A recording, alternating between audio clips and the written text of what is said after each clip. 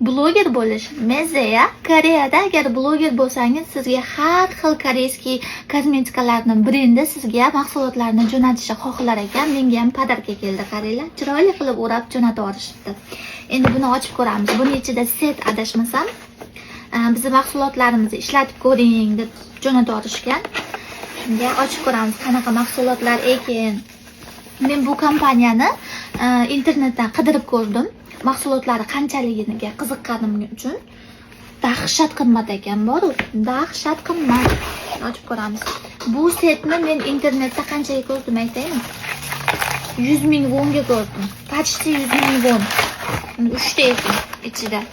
Bittangiz yuvasiz, toner, serum va krem. Bitta set. 5X degan kompaniyaning nomi shunaqa ekan. Mana shu toner bilan serum bilan kremni o'zini men mana shu 3 tasini internetdan men 81 ming wonga ko'rdim. 81 ming won bu koreyskiy pul, o'zbek pulida shuncha chiqar ekan. Shuncha so'm chiqar ekan. Mana shu 3 ta donasi. Buni kunduzgi o'xot sifatida ishlatsa bo'lar ekan. Bu bilan yuvasiz, toner surtasiz, serum surtasiz va krem surtasiz. Bular chorniy tochkangizni tozalab berar ekan. Toner bilan serum chorniy tochkalarni qisqartirishida yordam berar ekanmish. Hali ishlatib ko'rmadim, ishlatib ko'rib keyin sizlarga anaqalarini aytaman. Rezultatlarini albatta hozir birgalikda ishlatib ko'ramiz. Birinchi sizlarga tanishtirib chiqmoqchiman bu nimaga qarshiligini. Yuzda quruqshilab anaqa bo'lib qoladi-ku, teringiz chiqishi boshlaydi, teri to'kishi boshlaydi. Ashi terida to'kish boshlaganda ham o'shani davolashda yordam berar ekan va ugri chiqqanda ugrilarni ketkazishda ham yordam berar ekan. Serumi bilan kremi ugrilarga foydali berar ekan, serumi bilan toneri chorniy tochkalarni qisqartirishda yordam berar ekan, penkasi chorniy tochkalarni tozalashda yordam berar ekan. Qani, men hali bugun betimni yuvmadim, betim dabdala bo'lib turibdi mana. Chorniy tochkalar eshakdek bo'lib ketgan.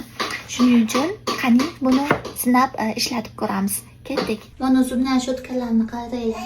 Meniki, qaynukamniki va qaynonamniki. Qaynukamniki tishlarini razmeri necha ekan? Hech ko'rmabman tishlarini razmerini. Qiziqib qoldim endi. Endi shu penkani birgalikda ishlatib ko'ramiz. Ketdik. Wow, betim yog'li turganida quruqshlatib qo'ydi. Prям tozalab betimni dahshat tozalar ekan bu penka. Bu kosmetika Koreyada 20 yoshdagi yoshlarni anaqasida rosa moda bo'libdi. 20 yoshdagi yoshlar juda ham ko'p ishlatar ekan buni. Endi buni tonerini ishlatib ko'ramiz. Bu kosmetikaning sostavida ko'k choy qo'shilgan ekan.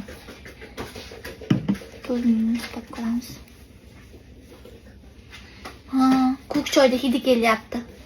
Toneri qora nuqtalarni qisqartirib, pirish chiqishini oldini olar ekan. Endi tonerdan keyin serumini surtab ko'ramiz. Hali qimmat kosmetikalarning anaqasi bo'ladi-ku. Hidi, sostavi o'shanaqaga o'xshar ekan. Serumi oqib ketadigan suvda qolmas ekan, anaqa jelli bor-ku. Jelega o'xshagan ekan sostavi. Endi har kungi ertalabki o'quvdimga faqat shuni ishlataman, menga yoqdi. Rosa yengil o'tirar ekan yuzga. Endi oxirida kremini surtab ko'ramiz. Betim rosa ham anaqa bo'lib qoldi, yengil va namlangan bet bo'lib qoldi.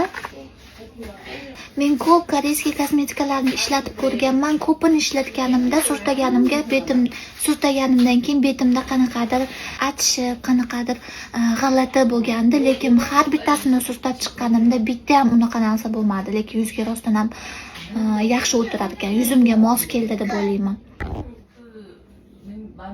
Betimga surtaganimdan keyin shunaqa yaltirab qoldi.